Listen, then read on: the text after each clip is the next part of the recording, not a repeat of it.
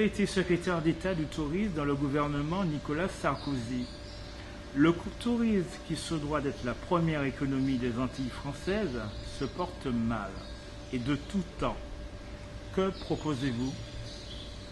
Alors, il y a beaucoup de choses à faire. D'abord, moi, je suis venu souvent en Martinique, et je suis venu quand j'étais ministre. Il y a eu un gros effort qui a été fait sur l'accueil. Et ça, j'ai pu le constater, y compris ici. Là, on est à la Batelière. Moi, j'étais venu à la Batelière. Je vois ici la manière dont le personnel a été formé. Il y a eu des progrès de fait. Mais quand on regarde, par exemple, et ce n'est pas une obsession, mais je pense que c'est aujourd'hui la bonne stratégie. Quand on voit dans les Caraïbes, la plupart des îles, elles ont à peu près 40% de leur clientèle touristique qui vient des États-Unis. Ici, il y a quoi? 15%. Pourquoi? Parce qu'on n'est pas tourné vers ce marché. Alors, il y a des progrès. Il y a des liaisons qui existent depuis longtemps. Il y a American Airlines qui fait la liaison avec Miami. Il y a Norwegian là, qui a ajouté, en plus de JFK, de New York, qui a ajouté Boston et Baltimore. Donc il y a évidemment des choses qui existent. Mais là aussi, c'est une stratégie essentielle. Et comment expliquer que, par exemple, ici en Martinique, il n'y ait pas un effort considérable de fait pour que les jeunes maîtrisent l'anglais dès le plus jeune âge, alors que c'est leur environnement ici, autour d'eux. L'espagnol aussi d'ailleurs. Donc là aussi, je pense que si on veut le développer, le tourisme, il ne faut pas rester que dans la logique d'un tourisme avec la métropole. Il faut se démultiplier. Quand je suis à Montréal, parce qu'il y a des liaisons aussi avec le Canada, quand j'étais à Montréal avec mes anciennes équipes d'Atout France, j'étais avec eux il y a quelques mois, et qu'on a évoqué justement le marché des Antilles françaises. Aujourd'hui, ils sont en train de le valoriser, notamment grâce à quelque chose que j'ai lancé, moi, à l'époque, quand j'étais ministre, qui est la fête de la gastronomie. Parce que je pense que ça fait partie des atouts pour la France. Eh bien, j'ai vu avec beaucoup de plaisir l'autre jour, j'étais aux États-Unis, c'est USA Today, je crois, qui avait publié un classement dans les Caraïbes, et j'ai vu avec plaisir que dans les 10 premiers lieux de bonne gastronomie, il y avait la Guadeloupe et la Martinique. J'en ai parlé avec des chefs ici, il y a une forme de fierté. Voilà, c'est ça qu'il faut réussir à changer. Je ne parle pas évidemment de toutes les questions qu'on connaît, de défiscalisation. Moi, j'ai toujours été favorable à ce qu'il y ait des dispositifs de défiscalisation.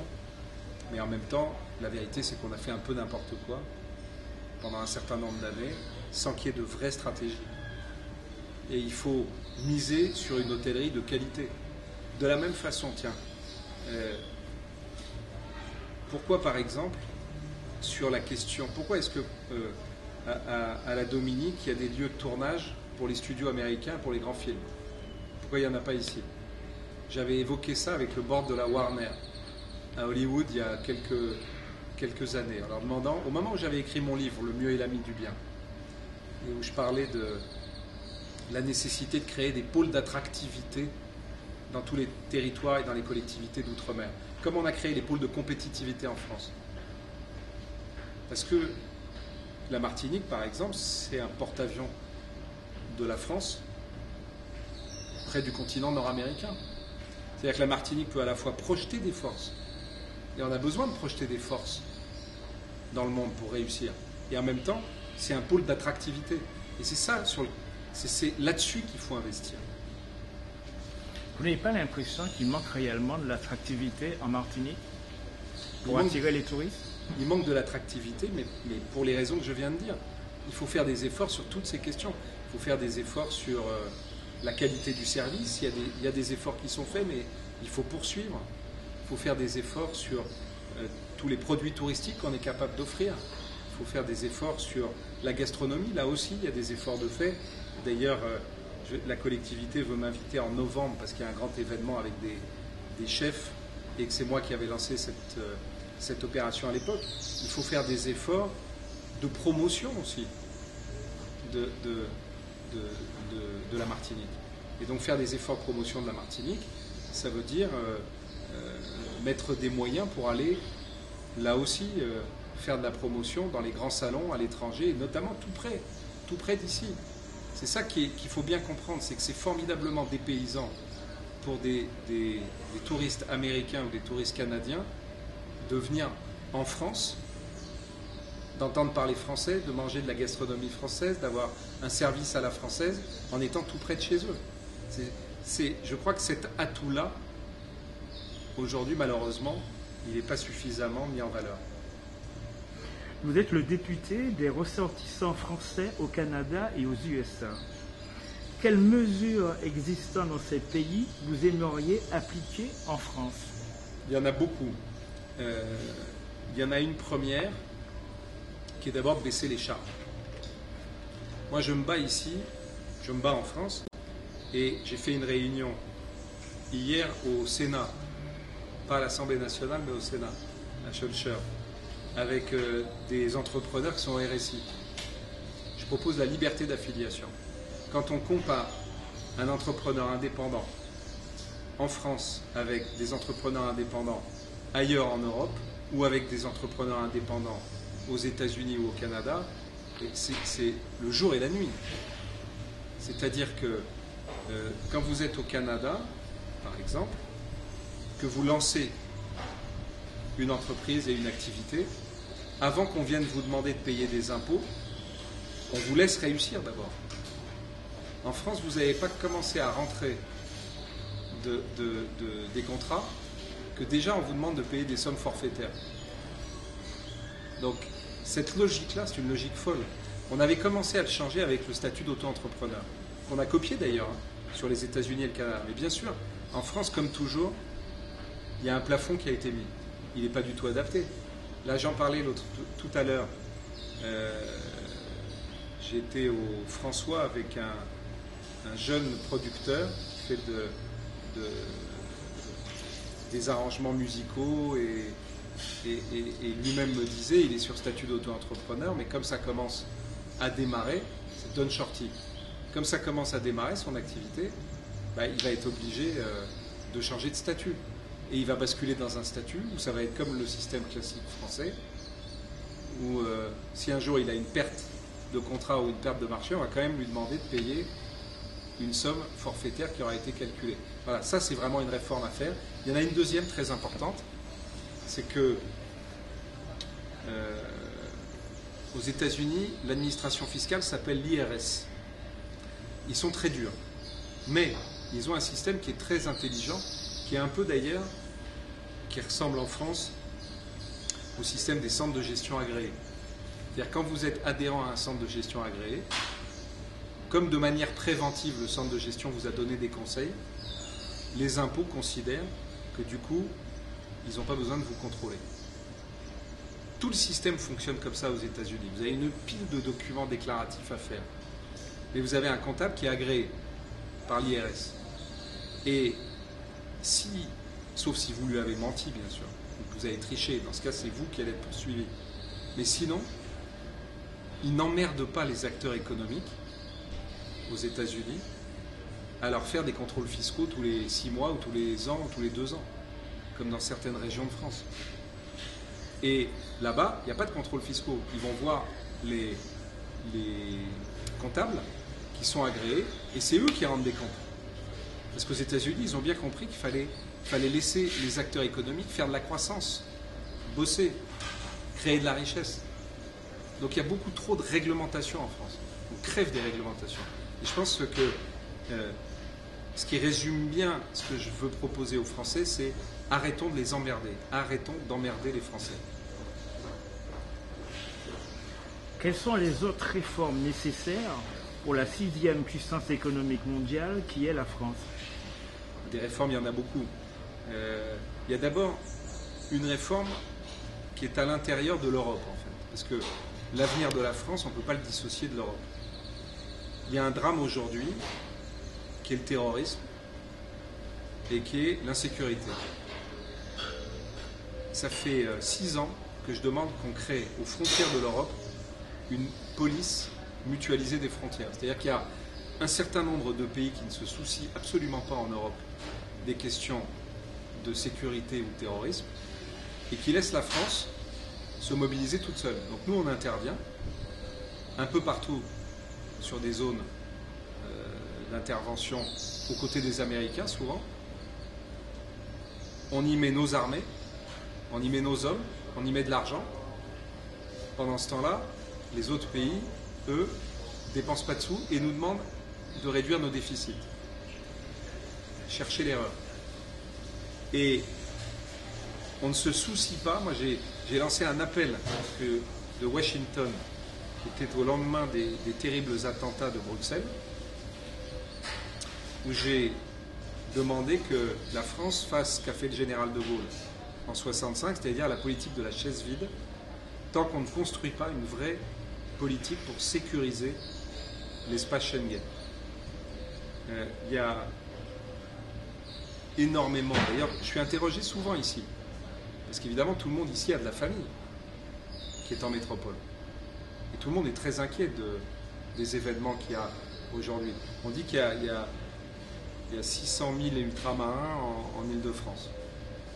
Pensez bien qu'il n'y a pas une journée sans que, ici à la Martinique, les gens se soucient de ce qui se passe pour leurs enfants qui bossent. Voilà, ça c'est un sujet majeur. Une grande puissance comme la France, elle doit d'abord veiller à ce que ses citoyens soient protégés, notamment parce que, vous savez, les gens ils n'investissent pas dans un pays où il n'y a pas de sécurité. L'économie ne se développe pas dans un pays où il n'y a pas de sécurité. La France, qui est la première destination touristique du monde, aujourd'hui, Paris est sinistré avec le terrorisme. Tous les acteurs défilent dans mon bureau, je les vois, je les connais bien, et ils souffrent énormément, avec de surcroît un certain nombre d'erreurs stratégiques que font les gouvernements successifs. Nous-mêmes, nous n'avons pas réussi malheureusement, et je le regrette parce que sur le travail le dimanche, il fallait qu'on évolue, on n'a pas évolué, et on s'est fait souffler la première place de première destination comme ville par Londres, qui est passée devant Paris. Donc, il y a à nouveau, il faut qu'on vive dans le monde d'aujourd'hui. Il faut qu'on vive dans notre époque. Donc il y a la question de nous projeter dans une vision mondiale. C'est essentiel, sinon on ne réussira pas à faire vivre ce qui fait la France et ce qui fait la réussite de la France. C'est quand même incroyable qu'on ait oublié à ce point notre histoire. Quand je vois que les Anglais projettent 6 millions d'Anglais dans le monde entier, les Allemands en projettent 5 millions. Nous, on en projette 2,5 millions et on pleure à la crise et à la fuite des cerveaux. C'est ridicule. Au contraire, il faut absolument qu'on change de logiciel. Et par exemple, la francophonie, qui est une chance inouïe. Quand je suis aux États-Unis ou au Canada, ils ont parfaitement compris, il y a des rapports qui sortent en ce moment, de démographes américains, d'économistes américains, qui disent l'avenir de la croissance mondiale, c'est l'Afrique. Et du coup, la croissance démographique en Afrique et la croissance économique en Afrique font que le français va devenir la première locution du monde. Ce n'est pas les Français qui le disent, ce sont les Américains. Et qu'est-ce qu'ils font, eux? Ils en tirent des leçons sur le plan économique.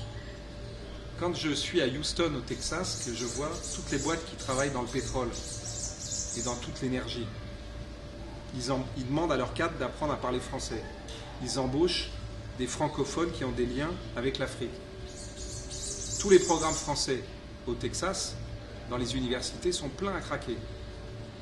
Les fonds d'investissement américains créent des fonds dédiés pour l'Afrique. Cherchent à recruter, là aussi, des Français qui ont des racines africaines. Et nous, pendant ce temps-là, on ne parle jamais de ça, on ne parle jamais de francophonie. La francophonie de croissance, on ne sait pas ce que c'est. Moi, je fais partie depuis bien longtemps du Forum francophone des affaires, que j'essaye de soutenir, qui justement a compris que la francophonie, c'était un vecteur formidable de croissance. Est-ce qu'on va comprendre que l'avenir de la France est mondial? Si on veut rester une des 8-9 premières puissances économiques, je dis même pas rester 6e puissance économique. Mais il va falloir qu'on se bouge. Savez-vous qu'il n'est pas aisé pour un francophone haïtien de venir travailler en Martinique, contrairement à un Polonais ou un Roumain? Je sais bien. Et d'ailleurs, je les vois tous débarquer au Québec. Du coup, les Haïtiens vont au Canada, vont au Québec, vont beaucoup à New York aussi. Et ils se plaignent de ne pas pouvoir venir en France. Donc, mais on revient à la même chose que ce que je dis depuis tout à l'heure. C'est qu'on n'a pas compris qu'il fallait qu'on ait des relations régionales. D'une certaine manière, le pouvoir parisien, politisé, technocratique, auto-centré, ne veut pas laisser la Martinique, les Antilles, prendre leur envol. Ils ont peur qu'ils prennent leur envol. Et après, on va reprocher ici l'assistanat, par exemple, sans se poser la question de savoir s'il ne faut pas changer de modèle. On en parlera peut-être tout à l'heure, mais moi je défends le revenu universel, qui est un vrai changement de logiciel. Quel est votre modèle social? Mais justement, le modèle social français, il est à bout de souffle. Quand on sait que dans moins de 10 ans, on ne va plus pouvoir payer les retraites. En 40 ans, on est passé de 400 000 à plus de 6 millions de chômeurs. Qu'on a 8,5 millions de pauvres. Que le rapport du MIT à Cambridge nous dit que 50% des emplois d'aujourd'hui sont automatisables. Que la Google Car, qu'on a vue à la télé, moi je la croise depuis 2 ans et demi. Je les croise, il y en a plusieurs, à Palo Alto, qui circulent. Quand ça va arriver partout, cette automatisation, mais ça va nous obliger à changer de modèle. Or, la grande difficulté aujourd'hui, c'est qu'on ne veut pas se remettre en question. 750 milliards d'euros, c'est ce que représente tout notre système d'allocation, d'assurance sociale. Et moi, ce qui m'intéresse, c'est de me concentrer sur ce que coûte le système lui-même, la gestion du système. Pas ce qui va dans la poche des Français, la gestion. Et comme on a un système avec des tas d'allocations, plus personne s'y retrouve, dans les communes, les assistantes sociales, elles ne savent même pas tous les dispositifs qui existent. Je le sais, j'ai été 18 ans maire adjoint. Et ce qui est intéressant aujourd'hui, c'est de voir que dans un certain nombre de pays, on a compris qu'il fallait changer. En France, pour le moment, on ne comprend pas. On rajoute la gauche, la droite, on rajoute toujours des couches. Et donc, le système où vous avez au niveau local, au niveau national, des administrations qui créent des normes, qui ensuite créent des administrations qui vont être là pour contrôler que les normes soient appliquées, créent d'autres administrations qui vont accompagner les gens pour qu'ils remplissent les normes, parce que c'est tellement compliqué, plus d'autres administrations qui vont être créées pour pouvoir sanctionner ceux qui fraudent. Tout ça, niveau local, niveau national, c'est 42 milliards d'euros. 42 milliards d'euros. Le déficit de la France cette année, il est de 73 milliards. Donc, si on ne comprend pas qu'il faut changer, alors moi, qu'est-ce que je veux faire? Je regarde ce qui se passe ailleurs dans le monde. Je regarde les expérimentations. Je vais partir en Inde très bientôt, où depuis un certain nombre d'années, il y a un dispositif qui a été mis en place avec l'aide d'un Anglais d'allocation universelle, de revenu universel. C'est-à-dire qu'on verse une somme à tout le monde. Et qu'est-ce que ça a provoqué? Une baisse de la violence, une augmentation de la santé. Les gens commencent à créer des entreprises. Les gens changent de niveau de vie. En Namibie, ils ont fait la même chose. Avec évidemment des sommes qui nous paraîtraient ridicules, puisqu'il s'agit de quelques euros. Mais les gens vivent avec pas grand-chose. Et ça a complètement changé les choses. Tout d'un coup, il n'y a plus de problèmes sanitaires, les gens, y compris les critères, parce qu'il y a des chercheurs qui appliquent ces critères, les critères de bonheur sont à la hausse. Et j'étais aux Pays-Bas qui lance une expérimentation, et je travaille d'ailleurs avec les élus de centre-gauche là-bas. J'ai été voir Xavier Bertrand pour lui demander, lui proposer de faire la même chose dans sa grande région, les Hauts-de-France, qui est la grande région maintenant avec le Nord et la Picardie. La Finlande, en Europe, va l'appliquer. Le changement de logiciel, c'est qu'on crée un filet de sécurité pour tout le monde, sans condition. Donc il n'y a plus besoin de toutes ces administrations pour contrôler.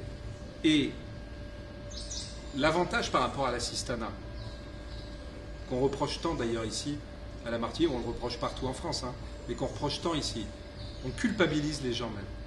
Et en fait, on met en place un système où on vous fait vivre des allocations, et si jamais vous prenez un boulot, vous perdez les avantages que vous aviez avec les allocations, et donc votre pouvoir d'achat est moindre que si vous ne travaillez pas. Pourquoi voulez-vous que les gens, du coup, travaillent?